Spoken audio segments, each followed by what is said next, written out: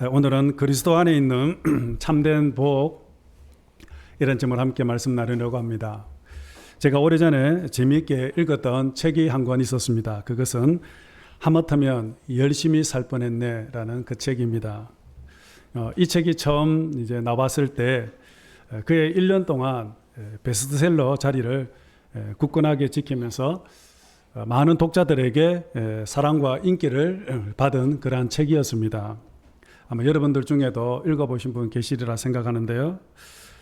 사람들이 이 책을 열광하게 된 이유는 이 책 저자는 40살이 될 때까지 정말 열심히 발에 땀이 나도록 열심히 일을 했다고 합니다. 때로는 투잡까지 하면서 그렇게 열심히 살아왔습니다. 그의 인생은 오직 부자가 되는 것이 목표라고 해도 과언이 아닐 만큼 정말 열심히 새벽부터 새벽까지 인생의 매뉴얼대로 그렇게 살아왔다고 합니다. 그런데 이제 40이 딱 되고 보니까 여전히 제자리 걸음을 하고 있는 것, 자신의 모습을 보게 되었다고 합니다.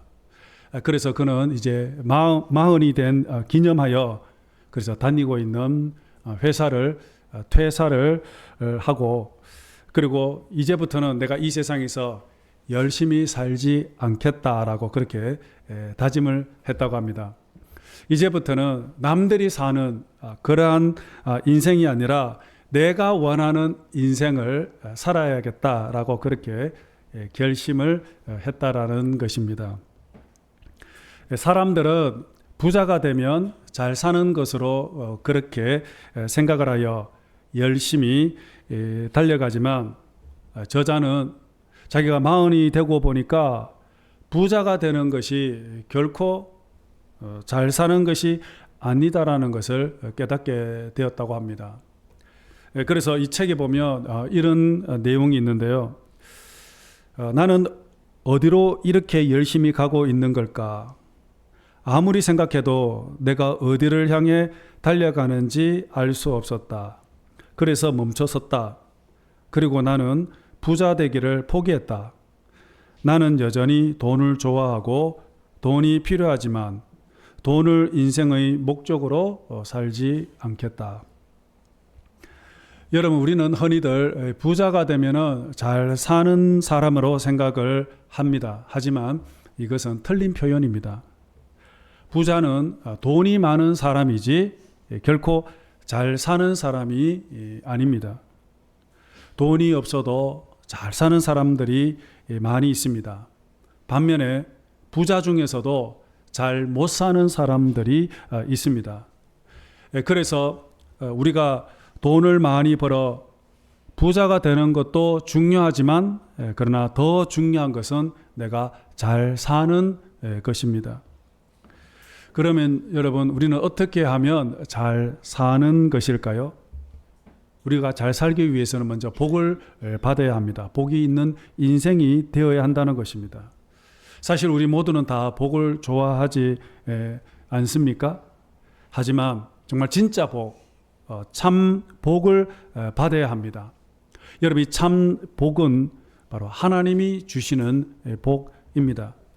하나님의 복이 진짜 참 복이고, 그 복을 받을 때 우리는 비로소 이 세상에서 잘 사는 인생이 될 수가 있습니다. 성경을 읽어보면 하나님은 계속해서 우리에게 복을 주시겠다라고 말씀하고 있습니다. 우리 성경 히브리서 6장 14절 보겠습니다. 자, 시작. 이르시되 내가 반드시 너에게 복주고 복주며 너를 번성하게 하고 번성하게 하리라. 창세기 12장 2절입니다. 내가 너로 큰 민족을 이루고 내게 복을 주어 네 이름을 창대하게 하리니 너는 복이 될지라. 보십시오. 내가 반드시 너에게 복을 주겠다고 약속하십니다. 그리고 아브라함에게 너는 복이 되라 선언하고 있습니다. 그런데 여러분, 오늘 이 두 개의 구절에서 주어는 누구일까요? 바로 하나님입니다. 하나님께서 복을 주시겠다라고 말씀합니다. 너는 복이 될지라 라고 했습니다. 내가 나의 이 복을 너에게 줄 테니 너는 이 복을 다른 사람들에게 나누어 주라 라는 말씀이 바로 창세기 12장 2절 아브라함에게 주신 말씀입니다. 우리는 흔히 아브라함을 복의 근원이다라고 그렇게 부릅니다. 하지만 그것은 성경은 그렇게 말씀하고 있지 않습니다. 여러분, 복의 근원은 하나님이십니다. 하나님께서 아브라함에게 복을 주시고 하나님은 그 복을 또 다른 사람에게 흘러가게 하신 것이었습니다. 그래서 아브라함은 복의 권원이 아니라 바로 복의 통로요, 복의 유통자라고 할 수가 있습니다. 하나님께서 복을 주셔야 아브라함은 그 복을 가지고 또 다른 사람들에게, 또 다른 민족들에게 흘려보낼 수가 있게 되는 겁니다. 결국 여러분, 이 복은 하나님으로부터 이제 시작이 되고 또 사람을 통해서 흘러가게 되는 겁니다. 오늘 아침 우리가 읽었던 이 본문이 바로 그것을 말씀을 하고 있습니다. 자, 오늘 본문 에베소서 1장 3절 말씀 보도록 하겠습니다. 자, 시작. 찬송하리로다 하나님 곧 우리 주 예수 그리스도의 아버지께서 그리스도 안에서 하늘에 속한 모든 신령한 복을 우리에게 주시되. 여러분, 하나님께서 바로 하늘에 속한 모든 신령한 복을 우리에게 주셨다고 했습니다. 여러분, 여기서 신령한 복은 세상이 바라는 그러한 복과는 차원이 다른 복을 말하고 있습니다.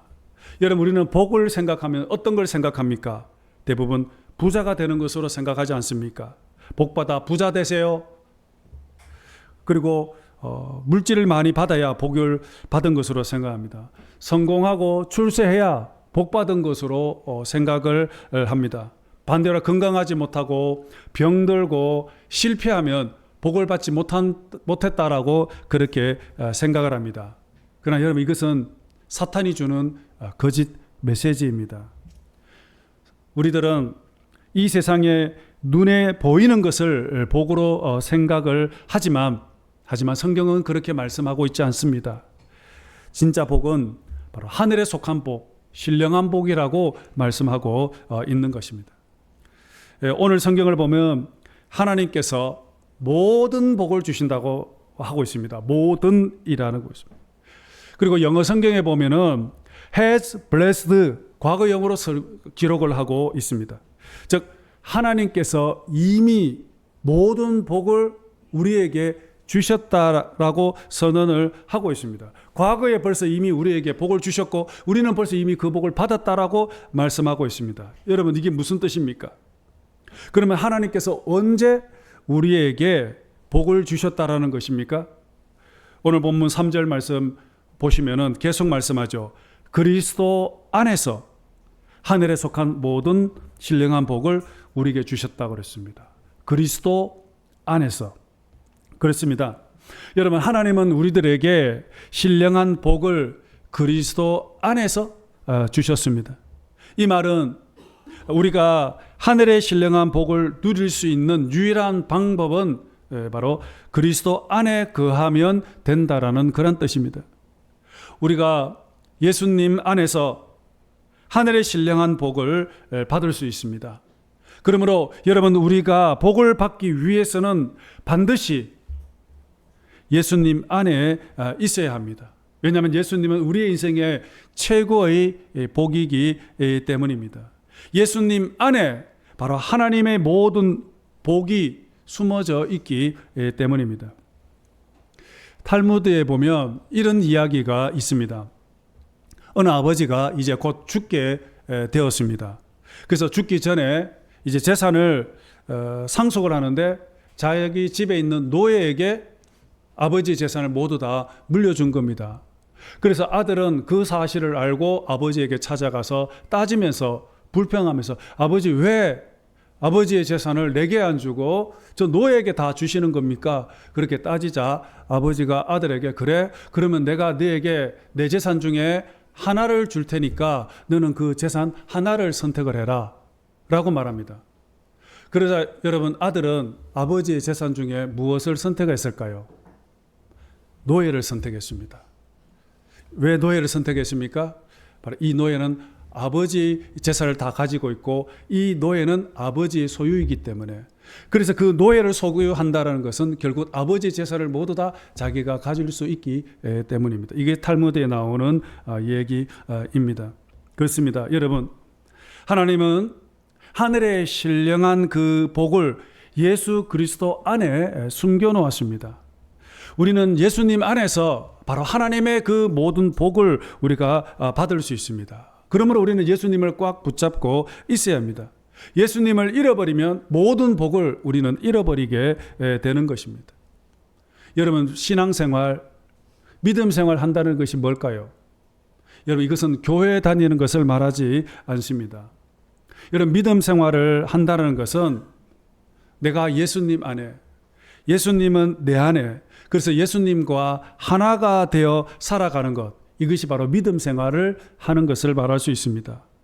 예수님과 함께 살아가는 것, 이것이 바로 신앙생활이요, 이것이 바로 믿음생활입니다. 여러분, 요한복음 15장 5절 말씀, 우리 원래 표 말씀인데요, 5절 말씀 함께 보도록 하겠습니다. 시작. 나는 포도나무요 너희는 가지라. 그가 내 안에 내가 그 안에 거하면 사람이 열매를 많이 맺나니 나를 떠나서는 너희가 아무것도 할 수 없음이라. 아멘. 나를 떠나서는 아무것도 할 수가 없다고 했습니다.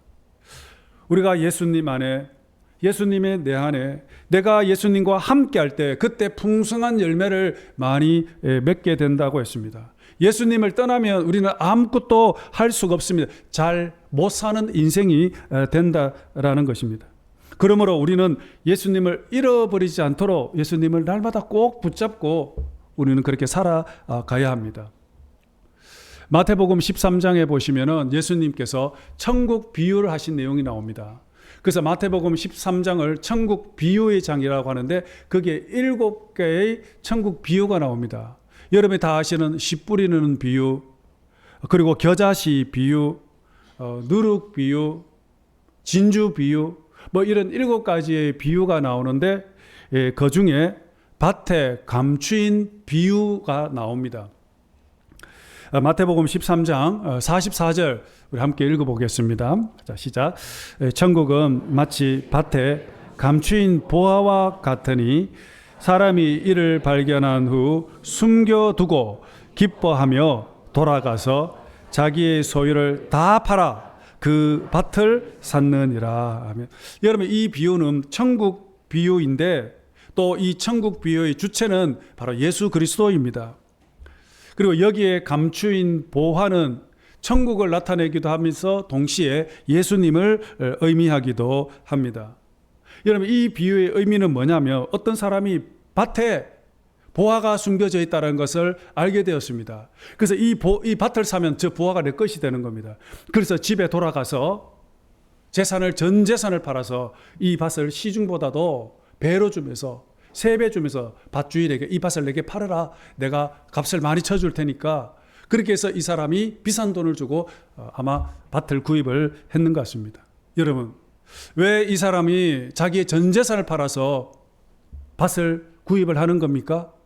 그 이유는 바로 그 속에, 밭 속에 숨겨져 있는 보화가 있기 때문입니다. 이 보화 때문에 그는 자기의 전 재산을 팔아서 이 밭을 샀던 것이었습니다. 여러분, 이처럼 예수님은 바로 밭에 감추어진 보화와 같은 분이십니다. 예수님은 우리들에게 정말 가장 귀한 보물입니다. 그래서 우리가 예수님 안에 있을 때, 예수님이 내 안에 있을 때, 그때 우리는 이 세상에서 가장 귀한 보물을 얻을 수가 있게 되는 겁니다. 여러분, 사도 바울은 지금 오늘 이 에베소서를 기록할 때 당시 그는 로마 감옥 안에 갇혀져 있었습니다. 그리고 얼마 후면 그는 곧 이제 순교할 날이 다가옵니다. 그의 몸은 지금 감옥 안에 갇혀 있지만, 하지만 그의 마음과 그의 영혼은 예수 그리스도 안에 있었습니다. 바울은 그의 마음과 그의 영혼이 예수 그리스도 안에 있었기 때문에 비록 몸은 감옥 안에 있었지만 결코 불평하지 않았습니다. 신세 타령하지도 않았습니다. 원망하지도 않았습니다. 오히려 오늘 본문에 보시면은 찬송하리로다 우리 하나님이라고 그렇게 고백하고 있습니다. 여러분, 어떻게 감옥 안에서 이제 곧 죽음을 앞둔 그가 이렇게 기쁘게 하나님을 찬송할 수가 있습니까? 바로 그것은 바로 예수 그리스도 안에서 바로 하늘에 속한 신령한 복을 받았기 때문입니다. 오늘 본문을 다시 한번 자세히 집에 가서 돌아가서 읽어보시면 매 구절마다 그리스도 안에라는 단어를 발견할 수 있을 겁니다. 특별히 6절에서는 사랑하는 자 안에서라고 했습니다. 이 말은 예수님을 가리키고 있습니다. 사도 바울은 평생 예수 그리스도 안에 살고 있었습니다. 그래서 예수님 안에 있었기 때문에 그는 자기에게 주어진 상황과 환경에 대해서 아무런 문제가 되지 않았습니다. 몸이 아파도 돈이 없어도 아무도 그를 알아주지 않아도 심지어는 죽음이 그를 기다리고 있어도 문제가 되지 않았습니다. 그는 예수 그리스도 안에 있었기 때문에 그는 하나님을 찬양하고 그는 날마다 주 안에서 기뻐하는 삶을 살아갈 수가 있었던 것입니다. 여러분, 이것이 바로 사도 바울에게 있어서 최고의 복이었던 것이었습니다. 그렇다면 여러분, 하나님께서 오늘 우리들에게 어떤 복을 주셨을까요? 오늘 본문은 바울은 하늘에 속한 복에 대해서 말씀을 하고 있습니다. 오늘은 여러분과 이 복에 대해서 함께 잠깐 나누면서 올 한 해 여러분들 예수 그리스도 안에서 참으로 복된 삶을 살아가기를 원합니다. 자, 오늘 본문 4절, 5절 읽어보도록 하겠습니다. 자, 시작. 곧 창세전에 그리스도 안에서 우리를 택하사 우리로 사랑 안에서 그 앞에 거룩하고 흠이 없게 하시려고 그 기쁘신 뜻대로 우리를 예정하사 예수 그리스도로 말미암아 자기의 아들들이 되게 하셨으니. 여러분들, 먼저 하나님의 자녀로 선택받은 복입니다. 하나님의 자녀가 되는 복을 우리가 받은 것입니다. 여기서 택하사 그리고 아들이라는 단어가 나오죠. 여러분, 우리는 하나님의 자녀로 택함을 받은 사람입니다. 언제요? 벌써 이미 창세전에 하나님께서 우리를 그리스도 안에서 저와 여러분들을 선택을 하셨다라는 것입니다. 오늘 우리가 이 자리에 온 것은 내 생각과 내 기분에 따라서 교회에 온 것이 아니라 하나님께서 벌써 여러분을 선택을 하셨고, 그리고 하나님이 우리를 불러주셨기 때문에 우리가 오늘 이 자리에 오게 된 것입니다. 하나님이 우리를 부르셨기 때문에. 여러분, 하나님이 우리를 이곳에 부르신 이유는 단 하나입니다. 우리를 사랑하셔서, 우리에게 사랑하기 위해서, 그리고 우리에게 복을 주시기 위해서 우리를 이곳에 부르신 것입니다.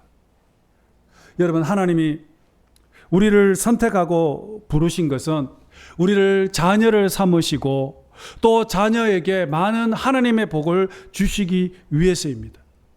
그런데 여러분, 우리가 하나님의 자녀가 된 것은 어떻게 가능했습니까? 바로 예수님 때문입니다. 그러므로 예수님은 우리에게 최고의 복입니다. 왜 그렇습니까? 우리는 예수님을 통해서 바로 하나님의 자녀가 되었기 때문입니다. 여러분, 우리가 하나님의 자녀가 되었다라고 생각해 보십시오. 어떤 일이 일어나겠습니까? 여러분, 우리가 재벌 자녀가 되었다면 그러면 그 재벌이 나중에 죽으면 자녀에게 상속하지 않겠습니까? 그것처럼 오늘 우리가 하나님의 자녀가 되었다면 그러면 결국에는 하나님의 나라는 누구의 것이 되겠습니까? 오늘 저와 여러분의 것 아닙니까? 그래서 우리를 가리켜서 하나님의 나라의 상속자다라고 그렇게 말을 합니다. 하나님의 나라가 내 건데 내가 지금 잠깐 이 땅에 썩어 없어질 그것을 때문에 기뻐하겠습니까?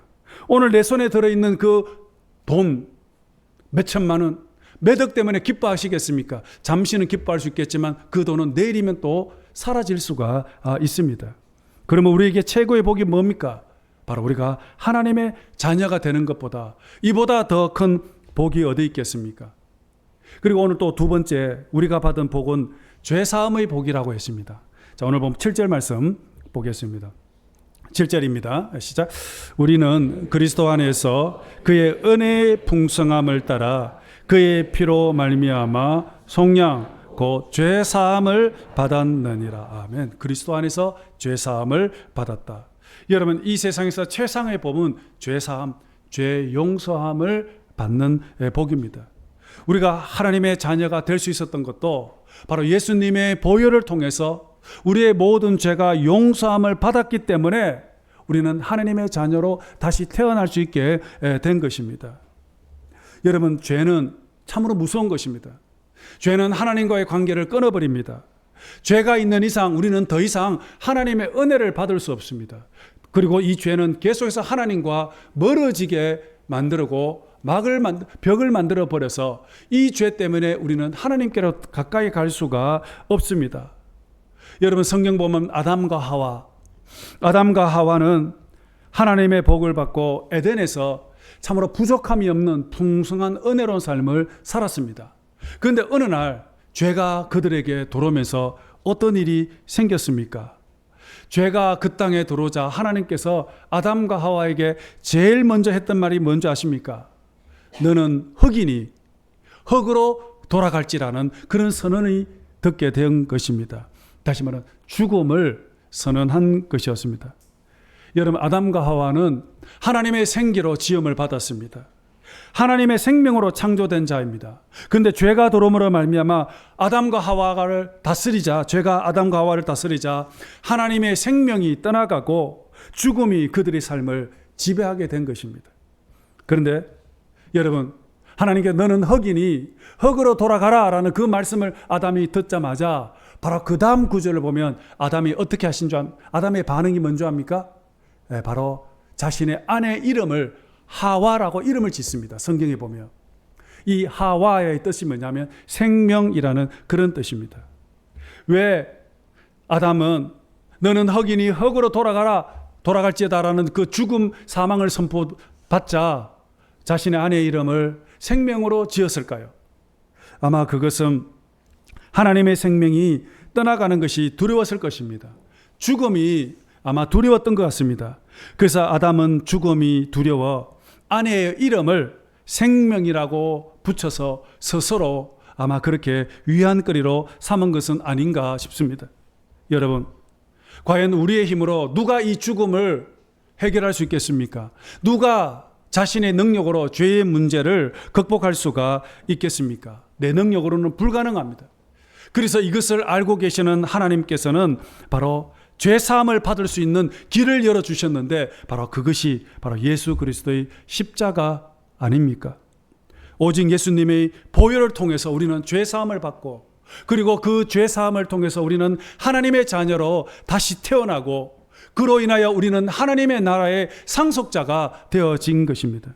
그러므로 여러분, 이보다 더 큰 복이 어디에 있겠습니까? 여러분, 이것이 바로 구원입니다. 그래서 여러분, 구원은 여러분 이 세상에서 우리가 받을 수 있는 최고의 복입니다. 구원은 성공하고 출세하고 명예와 건강과 절대 비교할 수 없는 그러한 복 중에 복입니다. 제 친구도 일찍이 승진해서 삼성그룹에 있었다가 이사까지는 못 가고 40대 후반에 명예퇴직했습니다. 어느 날 갑자기 과천에 있는 경마장에서 지나가는데 제 친구가 있는 거예요. 삼성그룹에 다니는데 우리 학교 다닐 때 되게 부러워했거든. 걔는 성공했다고 출세했다고 고속 승진했는데 근데 40대 후반에 벌써 옷을 벗어. 그리고는 그는 어디 있느냐? 경매장에서 그걸 하고 있는 거예요. 너무 안타깝더라고요. 너 왜 여기 있느냐? 은퇴했다는 거죠. 여러분, 새 성공, 출세하는 것이 복이라고 생각하지만 결코 그렇지가 않습니다. 여러분, 구원의 기쁨은 이 세상에서 무엇과도 비교할 수 없는 최고의 기쁨 중의 기쁨입니다. 그래서 다윗은 시편 32편 1절에서 이렇게 말씀했습니다. 우리 함께 보도록 하겠습니다. 시작. 허물의 사함을 받고 자신의 죄가 가려진 자는 복이 있도다. 여러분, 오늘 저는 여러분 모두 다 바로 이 구원의 복을 받을 수 있기를 바랍니다. 이 구원의 복을 주신 하나님께 우리가 기뻐하며 감사하는 여러분들이 될 수 있기를 축복합니다. 혹시 아직 이 구원의 복을 받지 못하신 분 계십니까? 그렇다면 예수님을 만나십시오. 예수님을 여러분의 마음속에 구주로 영접하십시오. 그때 예수님을 통해서 여러분들은 하늘의 신령한 복을 받게 될 것입니다. 오늘 신령한 복을 받았습니까? 그렇다면 그것으로 끝나지 마십시오. 여러분, 이 복을 그냥 나 혼자 간직하는 것이 아니라 이제 우리는 이 복을 내가 밟고 딛고 살아가는 이 대만 땅에 우리는 이 복을 흘려 보내는 복의 통로로 우리가 살아가야 합니다. 하나님은 우리를 바로 복의 배달자로 그렇게 우리를 세우셨습니다. 이제는 여러분, 우리 주변에 대만 이웃들에게 이 복을 여러분들 흘려 보내야 합니다. 여러분, 대만 사람들 복을 얼마나 좋아합니까? 또 복을 받고 싶어 하지 않습니까? 그래서 온 동네가 다 복으로 도배되어 있지 않습니까? 물론 우리도 다 복을 좋아하지만 우리는 복을 사모하는 그들에게 참복, 진짜 복을 그들에게 전해야 하지 않겠습니까? 여러분, 어떻게 하면 이 복을 전할 수 있겠습니까? 예수 그리스도를 어떻게 전할 수 있습니까? 안타깝게도 우리는 말을 잘 못하지 않습니까? 언어가 안 되지 않습니까? 어제 대만 목사님에게 안 그래도 안 되는 중국어로 한마디 했더니 말귀를 못 알아듣는 거예요. 이제 김치 교실 다 끝나고 나서 시간이 좀 남길래 그래서 제가 안 되는 중국어로 워먼추 리오스 석산 거의마 했더니 뭐는 계속 워먼추 리오스 석산 붙지도 모르라는 거예요. 60석산에 우리 가고 싶다. 가능하냐 했더니 못 알아듣는. 속으로 얼마나 안 용기 내서 얘기했는데 이게 한계입니다. 그래서 제가 생각을 바꾸었습니다. 그래서 갑자기 어제 말씀을 전하다가 이런 생각이 문득 들었습니다. 그래, 말은 안 돼도 얼굴 표정으로 우리가 할 수 있지 않냐. 따뜻한 미소로 인사할 수 있지 않냐. 그런 생각. 대만 사람들 정이 많고 친절하지 않습니까? 그래서 그들에게 필요한 것은 정말 예수 그리스도라는 생각하고, 제가 지난주에 있었던 일인데, 요 옆에 세븐-11 있잖아요. 새로 생겼잖아요.